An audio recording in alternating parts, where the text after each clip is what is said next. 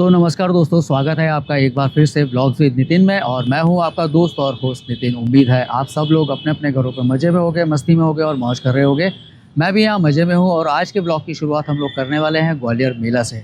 ग्वालियर मेला भारत का एक मतलब जाना माना मेला है। और इसे हम लोग एक्चुअल में अगर मेला ना कहें, एक ट्रेड फेयर कहें तो बहुत अच्छा रहेगा इसके लिए। हालांकि अभी पिछले कुछ वर्षों में इसने अपनी रूपरेखा खो दी है, लेकिन फिर भी ग्वालियर मेला अपने आप में एक दमखम रखता है, जहां पूरे भारत के लोग आते हैं। असल में मेरा कोई प्लान यहाँ मेले में जाने का नहीं था, लेकिन मेरे स्टूडेंट्स का काफ़ी दिनों से प्लान चल रहा था कि कहीं जाना है, कहीं जाना है, कहीं जाना है, तो बाहर लेकर जाना इनके लिए मतलब मेरे लिए इनको लेकर बाहर जाना पॉसिबल नहीं था। तो एक छोटा सा लोकल ट्रिप आज है, तो मैं वहाँ जा रहा हूँ। अभी मेरे सारे स्टूडेंट्स इकट्ठा होने वाले हैं और आपको भी मैं वहाँ दिखाता हूँ और आप भी ग्वालियर मेले की रंगत को देखिएगा। एक एक करके सभी लोग अभी आने वाले हैं। कुछ ही देर में हम लोग यहाँ से निकलेंगे। ग्वालियर मेले की शुरुआत हमारी कुछ ख़राब हुई। हमें जिस कार से मेले में आना था वो कार शुरुआत में ही ख़राब हो गई, इसलिए बाकी के लोग ऑटो से आए और मैं मेरे एक खास स्टूडेंट के साथ में बाइक से मेले पहुँचा।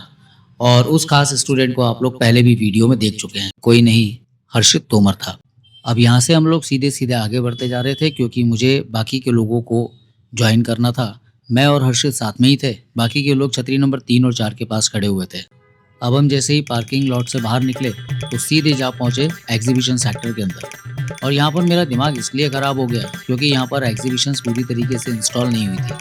ये वही एरिया है जहाँ पर मध्य प्रदेश के अलग अलग डिपार्टमेंट्स की बेहतरीन से बेहतरीन एग्जीबिशंस को इंस्टॉल किया जाता है, सेटअप किया जाता है। और ये देखना मेरा एक पसंदीदा शौक है। जैसे कि आपको अभी मत्स्य विभाग की दिख रही होगी, फिर इसके बगल में ही कल्चरल डिपार्टमेंट की है, उसके आगे आप देखेंगे तो इरिगेशन और एग्रीकल्चर की है, फिर मध्य प्रदेश टूरिज्म की है और म्यूनिसिपल कॉरपोरेशन की है। अलग अलग तरीके की यहाँ पर एग्जीबिशंस आपको देखने को मिल जाती हैं। मैं भी यही देखने के लिए आया हुआ था, लेकिन अभी पूरी तरीके से इंस्टॉल नहीं थी, तो थोड़ा मैंने बाहर से देखा, क्योंकि मुझे सबसे पहले बाकी के लोगों को ज्वाइन जो करना था। और ये है हॉकर जोन, जो कि ग्वालियर में लगाया गया है तरह तरह के अलग अलग व्यापारियों को जगह देने के लिए, जो छोटे छोटे व्यापारी होते हैं उनके लिए।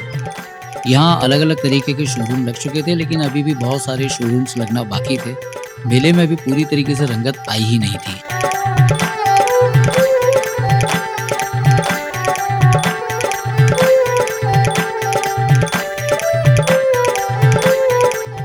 उसके बाद मैंने चारों तरफ नज़र दौड़ाकर देखा कि मेले का एक्चुअल में माहौल क्या है। कहीं ना कहीं कुछ ना कुछ तो अच्छा दिखेगा, लेकिन अभी उतनी रंगत मेले में दिखाई नहीं दे रही थी। लोगों की भीड़ थी क्योंकि आज शनिवार था, लेकिन जैसा माहौल हर साल होता है वैसा अभी तक मुझे दिखाई नहीं दिया। मैं आगे बढ़ा। आगे चलते चलते हमने कपड़ों की दुकानें देखी। कपड़ों की दुकानों के साथ में यहाँ पर बड़े बड़े शोरूम टाइप के स्टोर्स थे। और फिर हमारी ये टीम जो आगे अपनी मस्ती में चलती जा रही थी। इसके बाद हम यहाँ से आगे बढ़े और आगे बढ़ने पर हमारी नज़र पड़ी एक रंग बिरंगी दुकान पर, जहाँ रंग बिरंगी गोलियाँ थी, चॉकलेट थी, मुखवास था, आम पापड़, आंवला, जहाँ से हमने परचेजिंग करी और फिर आगे बढ़ गए। यहाँ पर हमने सामने देखा एक खिलौने की दुकान थी, जहाँ बच्चे खरीदारी कर रहे थे। इसके बाद हम लोग यहाँ से आगे बढ़ते हैं, तब हमारी नज़र फुटपाथ पर गई, जहाँ छोटे छोटे दुकानदार भी अपनी दुकान सजाने में व्यस्त थे। हम लोग भी आगे बढ़ते जा रहे थे, देखते जा रहे थे किसके पास क्या क्या सामान है। कोई कपड़े बेच रहा था, कोई खिलौने।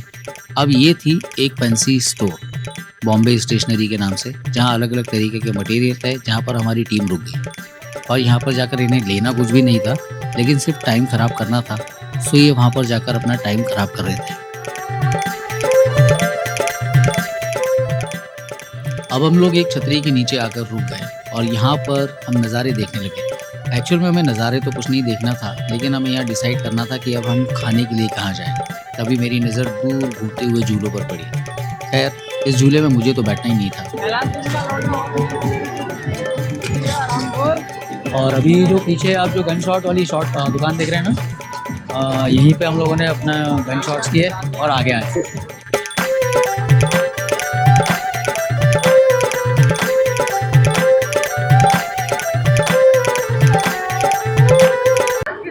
और यहाँ से हम लोग निकले 3D ग्रेविटी टनल से होते हुए। ऑब्वियसली मुझे चक्कर आ रहे थे, लेकिन इन लोगों को बड़ा मज़ा आया। और यहाँ से आगे की तरफ बढ़ते रहे बढ़ते रहे बढ़ते रहे, फिर अब ये लोग वापस कहीं जा रहे हैं, देखते हैं कहाँ जा रहे हैं, चलो वापस। और सामने लगा हुआ है अमेज़न का फिश टनल, यानी कि शायद ये फिश एक्वेरियम है और कुछ भी नहीं एक तरीके से। और अभी हम लोग जिस एरिया में है ना, और ये है मेले का वो एरिया जहाँ पर सबसे ज़्यादा भीड़ पाई जाती है, यानी कि झूला सेक्टर।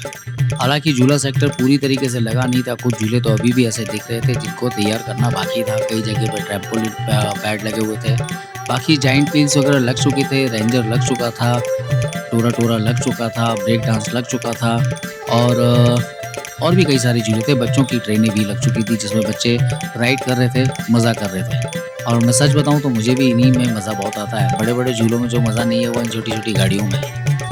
और उसके बाद फिर बच्चों के कूदने के लिए ट्रैम्पोलिन लगे हुए थे, और उसके आगे फिर जाइंट व्हील था जो बहुत तेज़ी से घूम रहा था। और सच बताऊं तो इन जाइंट व्हील्स में मेरी हवा तो टाइट हो जाती है, इसलिए मैं बैठता भी नहीं।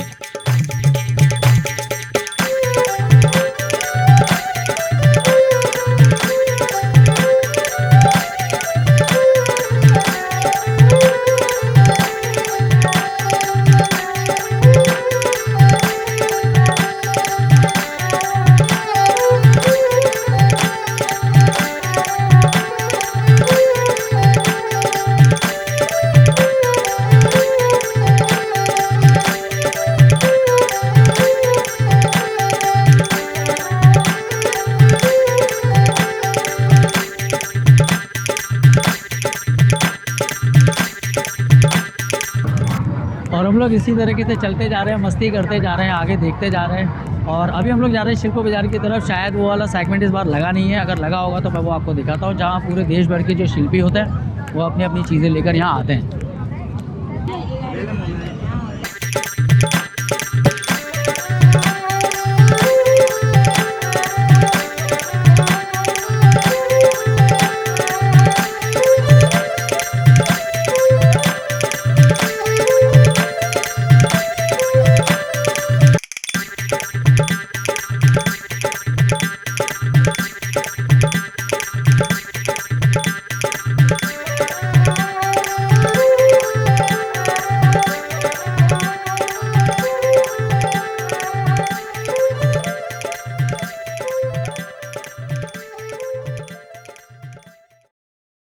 और इस समय मैं यहाँ पर एक एग्जीबिशन में खड़ा हूँ, और इस एग्जीबिशन के अंदर बहुत अच्छा लगा, और एक मॉडल भी था। सभी स्टूडेंट्स को भी देख के अच्छा लग रहा है, मज़ा आ रहा है। यहाँ देर धनाधन एक के बाद एक एग्जीबिशन है, सामने खुशी भी बाकी है।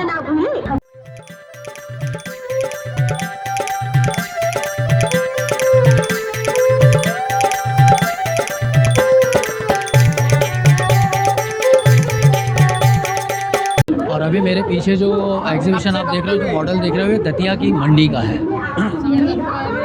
और ये जो मॉडल आप देख रहे हो ये है डबरा की मंडी का, जो ग्वालियर से 40 किलोमीटर दूर है। एक्चुअल में छोटे छोटे से मॉडल्स बनाए गए हैं जो रिप्रेजेंट करते हैं हमारे आसपास के जो छोटे छोटे से टाउन्स हैं, वहाँ पर किस तरीके से मंडी है उसका पूरा का पूरा डिज़ाइन। और अभी आप जो देख रहे हो ये एक मॉडल है जो श्योपुर मंडी का है। श्योपुर ग्वालियर से 200 किलोमीटर दूर बना हुआ है, और ये मंडी वहाँ की है। इसमें आपको सब चीज़ें देखने को मिलेंगी, कहाँ पर पोस्ट ऑफिस है और किस जगह पर आपको टॉयलेट सिस्टम देखने को मिल रहा है, सैनिटरी सिस्टम देखने को मिल रहे हैं। ये पूरा का पूरा रेप्लिका है उस जगह का। और ये जो आप देख रहे हो ना, ये मॉडल है अशोक नगर मंडी का, जो कि यहाँ से 250 किलोमीटर दूर बनी हुई है, और काफ़ी बड़ा मॉडल बनाया गया इसका। अगर इसको आपको ध्यान से दिखाऊं तो यहाँ पर पानी की टंकी,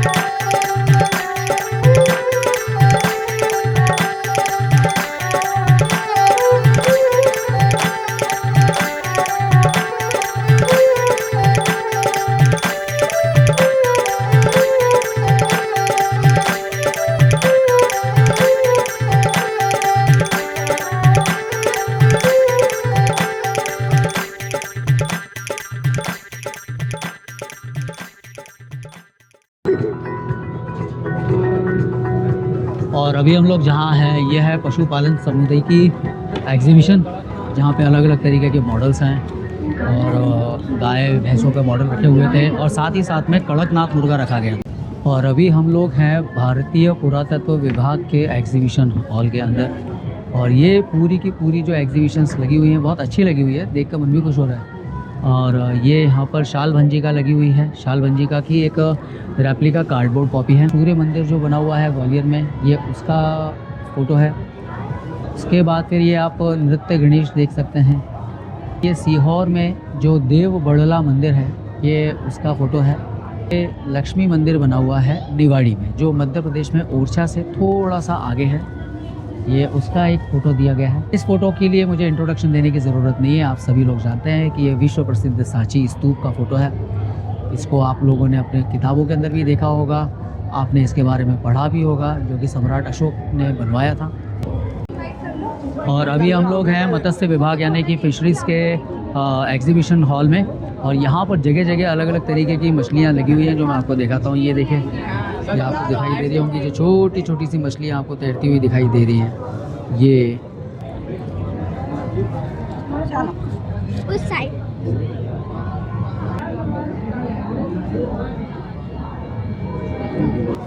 यहाँ एक से एक तरह की मछलियों को पाला जाता है, उनकी ब्रीडिंग की जाती है और फिर उनको आगे सोल्ड कर दिया जाता है। कांटे वाली कौन सी मछली है?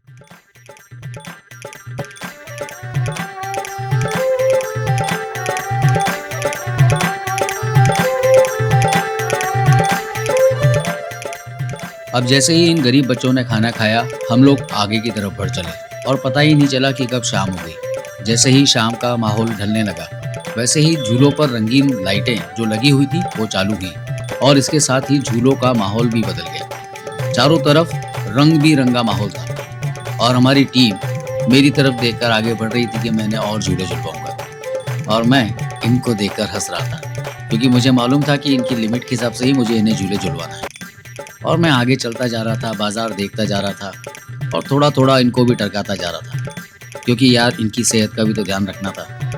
फिर हम लोग आगे जब मेन झूला सेक्टर की तरफ बढ़े, वहाँ का माहौल देखकर तो मन खुश हो गया यार। चारों तरफ रंग बिरंगी रोशनी, झीले जब घूम रहे थे तो उनके साथ में जब रोशनी घूमती तो और सुंदर लगता। फिर मैं चारों तरफ नजरें घुमाता रहा, कभी जाइंट व्हील देखता तो कभी रेंजर, कभी हाँ ये बताना मैं आपको भूल गया कि ये जो झूला आप अभी देख रहे हो, ये इस साल हमारे मेले का मेन आकर्षण था और इसी झूले में हमारी टीम भी जाकर बैठी थी।